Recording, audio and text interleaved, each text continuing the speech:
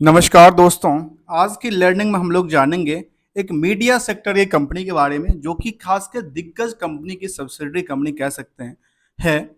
ये आपने नाम सुना होगा। मैं पहले नाम के जिक्र कर दूं, द हिंदुस्तान टाइम्स जो नज़रों में आती है, सामने आती है, उसी की एक कंपनी है। उसकी खास के देखा जाए तो इसकी सब्सिडरी कंपनी मान लीजिए, क्योंकि होल्डिंग कंपनी कौन है? Hindustan times limited. और इस पे हम थोड़ा सा डीपली लेने का प्रयास करेंगे कंपनी का, जो हिंदुस्तान टाइम्स की सबकी सबसे सब्सिडरी कंपनी के बारे में एक चर्चा करेंगे। साथ में फिलहाल आप चर्चा करेंगे डेजी कंटेंट लिमिटेड के बारे में, जो कि कंटेंट पब्लिशिंग का काम करती है, कंटेंट पे कामकाज करती है, खासकर डिजिटल कंटेंट पे काम करती है। इसका वेबसाइट पर जब देखेंगे तो ऐसा कोई इन्फॉर्मेशन यहाँ पे नज़र नहीं आता। आखिर कंपनी क्या क्या करती है, क्या क्या सिंपल कहती है, जो creating of the organisations which is will the in the steer the group, ये ग्रुप के लिए कामकाज करती नजर आती है, ऐसा ही देखने को नजर आती है।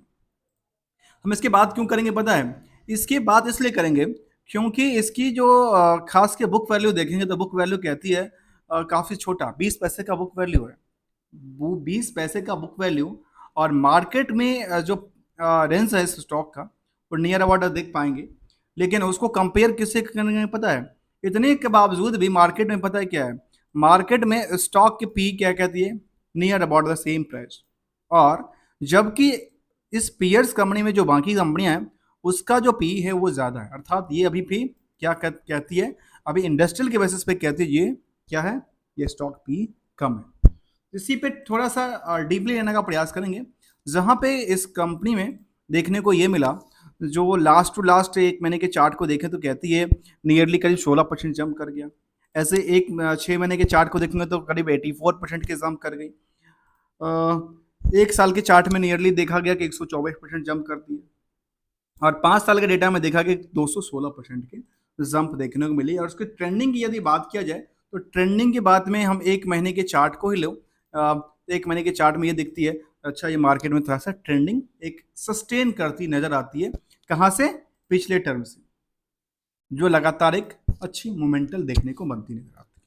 तो चलिए दोस्तों, कोई रिकमेंडेशन या एडवाइस नहीं किसी स्टॉक को लेकर के, हम केवल समझने का प्रयास करते हैं स्टॉक को लेकर के आखिर क्या कहती है। रिकंसलेशन करेंगे शेयर होल्डिंग पैटर्न की, आखिर क्या हुआ, किसकी वजह से हुआ, कैसे किया, और इसके बैलेंस शीट को पीएल से कंपेयर करेंगे, और पार्ट्स ऑफ द इसको लेकर के इंडस्ट्रियल कंपेयर करेंगे। चलिए जानते हैं, जहाँ पे हमने सबसे पहले स्टार्ट किया था बुक वैल्यू से, जहाँ पे हमने कहा था कि 20 पैसे का बुक वैल्यू है, 1 रुपये से कम का। फेस वैल्यू है 2 रुपये का। आकलन आकलन कीजिएगा, समझिए समझने के लिए। इस कंपनी का फेस वैल्यू है 2 रुपये का, लेकिन बुक वैल्यू कहता है कितना? 20 पैसे का। ठीक है। इंटरेंसिक वैल्यू कहता है 1.58, अर्थात क्या हुआ? 1 रुपये 58 पैसा, अर्थात फेस वैल्यू से भी कम। जितना इनकी बुक फेस वैल्यू है उतना बुक वैल्यू भी नहीं कहती है, उतना क्या है? उनका इंटरेंसिक वैल्यू भी नहीं है। ये दो दो फैक्ट आ गया। अब आते हैं इसके नेक्स्ट इफेक्ट को लेकर के। वो कहती है स्टॉक का पी क्या कहता है? करीब 35.6 का। और ये क्यों होता है? ये बेसिकली मैं कहता हूँ कुछ है नहीं, ये एक आंकलन करने की फॉर्मूला है। किससे? प्रॉफिटेबिलिटी के बेसिस पे, जो अर्निंग पर शेयर है उसके बेसिस पे करंट मार्केट प्राइस किस लेवल पे चल रही है, किस लेवल पे नजर आ रही है, उसी को आकलन देता है और कहता है कि अच्छा इसका पी ये क्या। और उसको आकलन करते हैं कहाँ से पता है? उसको आकलन करते हैं स्टॉक की इंडस्ट्रियल के पी से। इंडस्ट्रियल पेज के बारे में कहता है 41.0 का, और इसका पी कहता है 35.6 का। अर्थात एक आकलन करते हैं कहाँ से? दो एस्पेक्ट को लेकर के। कंपनी की बुक जो फेस वैल्यू है 2 रुपये का, लेकिन फेस वैल्यू के बेसिस पे अर्निंग कितना करता है? नियर अबाउट 1 रुपये का। 2 रुपये का फेस वैल्यू और 1 रुपये का अर्निंग है। ठीक है। इस अर्निंग के बेसिस पे देखा गया तो प्राइस टू बुक वैल्यू कितना कहती है? जंप करती है। 178% की जंप देखने को मिली है। कितना है? नियर अबाउट 178% का जंप है। 178 गुना टाइम्स का, 178 टाइम्स का, 178 टाइम्स का जंप है यहाँ से बुक वैल्यू से करंट प्राइस को लेकर। अब यहाँ पे एक चीज और निकलती है कंपनी को लेकर के, वो कहती है कंपनी में डेट्स काफी ज्यादा देखने को मिलता है। ये तो चलिए इंडस्ट्री के हिसाब से चलिए कामकाज ठीक है एवरेज के हिसाब से, यदि इसके हिसाब से ये और जंप करती है एवरेज के हिसाब से और करती है, तो नियरली ये देखने को मिला कि कितना 20% मान लेते हैं, 20% जंप करना चाहिए। और यदि ये 20% जंप करता है तो 20% जंप करना चाहिए नियरली। कहाँ से? इसमें तो जंप ऑलरेडी करेगा ना 20% से ज़्यादा, तो 20% की जंप मान लेते हैं यहाँ पे। तो नियर अबाउट कितना होता है? 41, जो कि ये प्राइस जो कहती है हायर, इसको रेजिस्टेंस मान लेते हैं। मतलब इतना तक प्राइस ही जाएगा, उससे ज़्यादा तो जाना चाहिए नहीं फिलहाल। इसका एक डिमेरिट देखने को मिलता है, पता है क्या है? इसकी डेट इक्विटी रेशियो को देखिए जाए तो वो कहते हैं 136 का। अब ये 136 क्या है, ठीक है? और करंट रेशियो इसके बारे में कहती है 1.56 का। चलिए, आरओसी कहती है 20 का, आरओई कुछ कहती नहीं, साइलेंट बैठी है। डेट्स और डिविडेंड का कोई ट्रैक रिकॉर्ड है नहीं। नंबर ऑफ शेयर भी होल्ड यहाँ पे करीब 5 करोड़, 6 करोड़ मान लेते हैं इसको। 6 करोड़ का नंबर ऑफ शेयर है, जहां पे 6 करोड़ के नंबर ऑफ शेयर है, 66% की होल्डिंग किसकी है? प्रमोटर की है। और वो प्रमोटर्स के बारे में देखा है तो प्रमोटर की यहाँ पे तो ठीक है। यहाँ पे क्या है ऐसा हो जो यहाँ पे कंपनी केवल डेट्स डेट्स लेकर के कामकाज करती नजर आती है। और बड़ी ग्रुप्स की कंपनियां कंपनी के बारे में कहती है, जो 2017 में कंपनी बनी थी, digi content limited, is engage in the entertainment and digital innovations business. और बेसिकली पता है, बड़ी ग्रुप्स जो कंपनी है ना, वो बड़ी ग्रुप्स अलग अलग कंपनियां बनाती है, अलग अलग प्रोजेक्ट को लेकर के, अलग काम धंधा को लेकर के अलग अलग कंपनियां बनाती है। बाद में लिस्टिंग कराती है, लिस्टिंग कराने के बाद जो पैसा आता है ना, वो उस पैसे से और डेवलपमेंट करने का प्रयास करते हैं। कई दफा तो ये भी देखने को मिलता है उन पैसे को यूटिलाइज कहाँ हो जाती है, तो आपको पता होगा, मैं इसके बारे में नहीं कहूँगा। चलिए, अभी तक उम्मीद करते हैं आपने चैनल को सब्सक्राइब किया होगा, नहीं किया है तो चैनल को सब्सक्राइब कीजिए, बेल आइकन को दबाइए और लेटेस्ट लर्निंग वाले पार्ट्स को देखने के लिए बने रहिए। चलते हैं कंपेयर करने के लिए, जहाँ पे कंपेयर में देखा गया कि पीयर्स में कौन कौन सी कंपनियां, जहाँ पे कहती है Sun TV, PVR, Inox, Zee entertainments, Saregama, Tips Industries, TV 18 broadcast, prime focus और डिजी डिजी कंटेंट। अब ये इस डिजी कंटेंट में देखा गया कि यहाँ पे कहती है 40 का, इसमें सबसे ज़्यादा देखा गया तो डीजी कंटेंट में कितना कहती है 136.49 का। ये बेसिकली डेट्स है क्या, ठीक है? चलिए समझने का प्रयास करते हैं अगले पड़ाव पे। जबकि इसका कंपनी का देखा जाए, कंपनी में क्या कहती है, जो रिवेन्यू मॉडल बड़ा बड़ा इंक्रीज किया, लाजवाब बढ़ती है इसका। अब मुझे लगता है कि ज़्यादातर इनकी जो कंटेंट होगी ना, वो जो कंटेंट होगी वो आपस में बिलिंग होगा ना, वो होना चाहिए मुझे लगता है इनकी पीयर्स टू पीयर्स में होगा, पीयर्स पर नहीं, सॉरी पीयर्स नो, इनकी इंट्रा कंपनी के अंदर होगा। एक कंपनी दूसरी कंपनी को कंटेंट देती होगी, फिर उसके लिए उसको बिल करती होगी, फिर यहाँ से वहाँ पैसे को क्या होती है, शेयर्स के अंदर क्या होती है, एक बुक किया जाता है। चलिए इस बुक में देखा जाए तो कहती है 118 करोड़ तक गया, लगातार क्या हो रही है, क्वार्टर ऑफ क्वार्टर बिल्डअप हो रही है, कहती है अच्छी बिल्डअप हो रही है, कोई चिंता की बात नहीं है।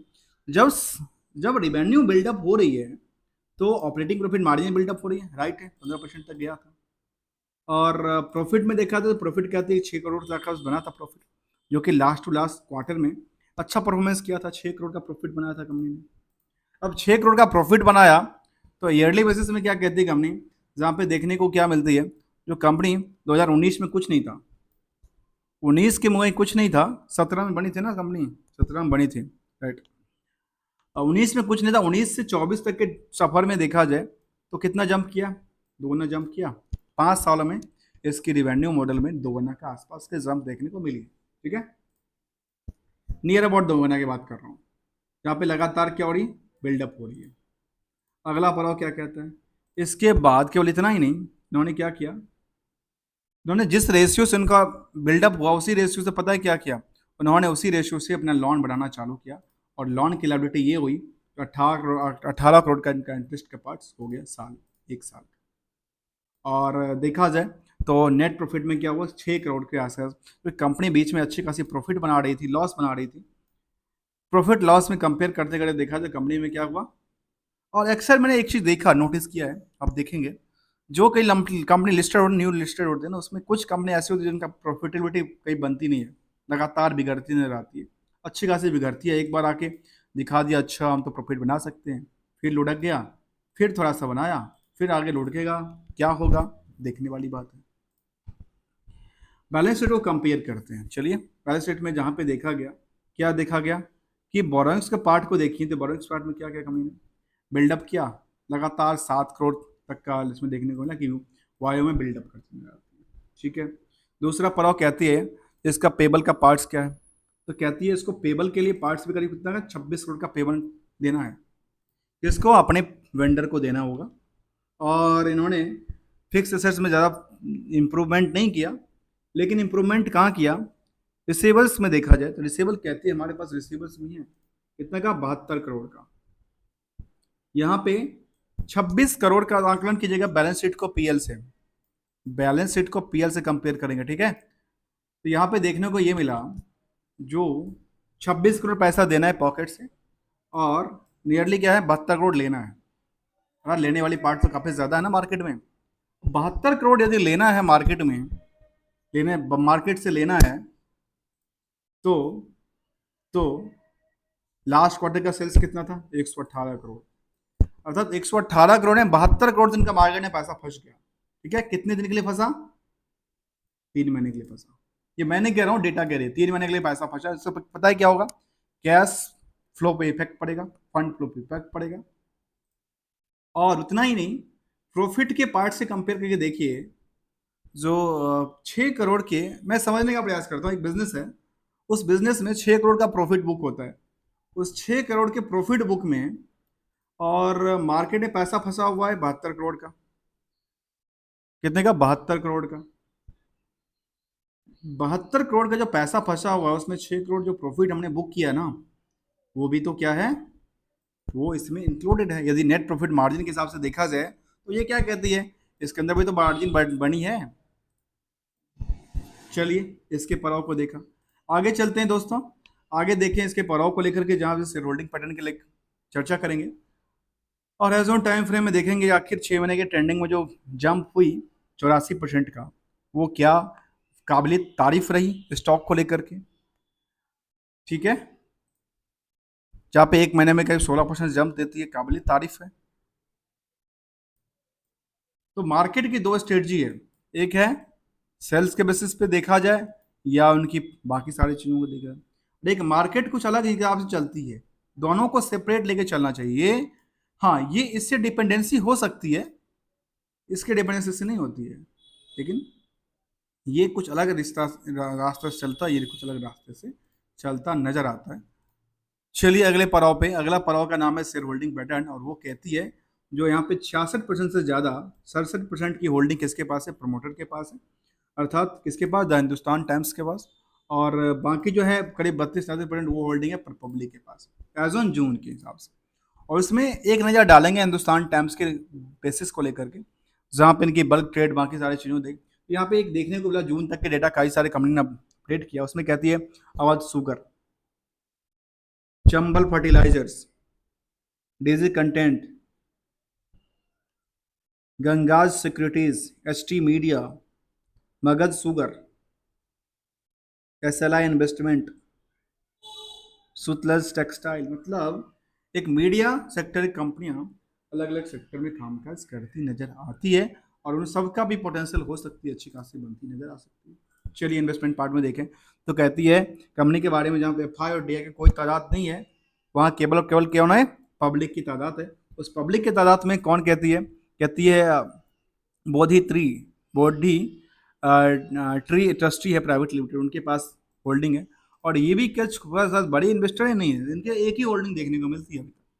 अब ये इनकी इंटरनल है एक्सटर्नल है, पता नहीं।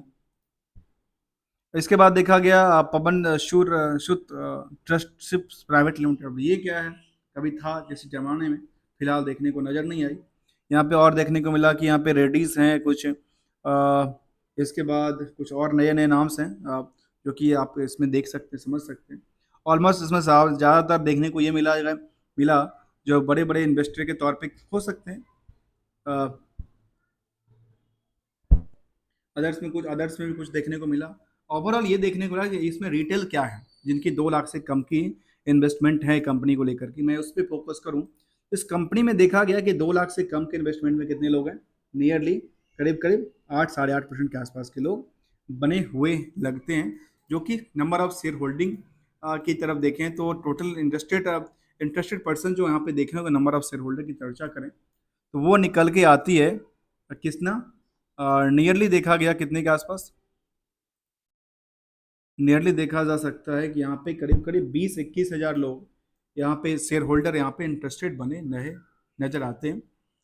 इसके जहाँ पे हम चार्ट को उस पर लेके जब देखें 6 महीने के 50 डे डे मार्क के हिसाब से, तो उसमें कुछ कहने वाली बात है नहीं, 1 महीने के 50 डे से कुछ कहने वाली बात है नहीं। हाँ, रेजिस्टेंस सपोर्ट को देखा जा सकता है हायर टू हायर को, जिसको आप 1 सप्ताह के लिए देखते हैं, 2 सप्ताह के लिए देखते हैं, 4 सप्ताह के लिए, हायर टू हायर को रेजिस्टेंस बोलते हैं और लोअर टू लोअर को हम सपोर्ट कहते हैं। जिस प्राइस पे बार बार कई बार स्टॉक आती है रुकती है उसको रेजिस्टेंस माना, उसको सपोर्टिंग माना जाता है। मैं बाकी इसमें देखा गया कंपनी को लेकर के ये कुछ कहा गया जहाँ पे कंपनी ने एनुअल डेटा में देखा गया कि वाई में इनका 18% जंप करता है, प्रॉफिट भी जंप करती नजर आती है, लगातार बिल्डअप नजर आती है स्टॉक को लेकर के। साथ में इतना ही नहीं, बैलेंस शीट में देखा गया कि इनके पास जो लायबिलिटी की पार्ट थी वो भी थोड़ा सा कम देखने को मिला, 2% के आसपास इंक्रीज होती नजर आई, लेकिन लायबिलिटी के पास क्या था वह काफ़ी ज़्यादा बड़ा था, जिसकी वजह से क्या था, इनका ईपीएस पे थोड़ा सा प्रभाव पड़ता नजर आया था। दोस्तों वीडियो अच्छा लग रहा हो लर्निंग वाली पॉइंट्स को लेकर के तो प्लीज़ फीडबैक देना, क्योंकि I am also learner part. Peers में देखते हैं पीयर्स में कौन कहती है, पीयर्स में देखा गया कि पीयर्स में यहाँ पे है करीब करीब क्रैंसस है, क्राप्सिस हैं, ये कुछ बड़ी बड़ी नाम्स यहाँ पे नकल के आती है, जिनका आप किसके बेसिस पे करती है, यहाँ पे टोटल टर्न ओवर के बेसिस पे यहाँ पे फिल्टर किया जाता है। तो thank you so much for joining here दोस्तों। हम बात कर रहे थे डेजी कंटेंट्स लिमिटेड को लेकर।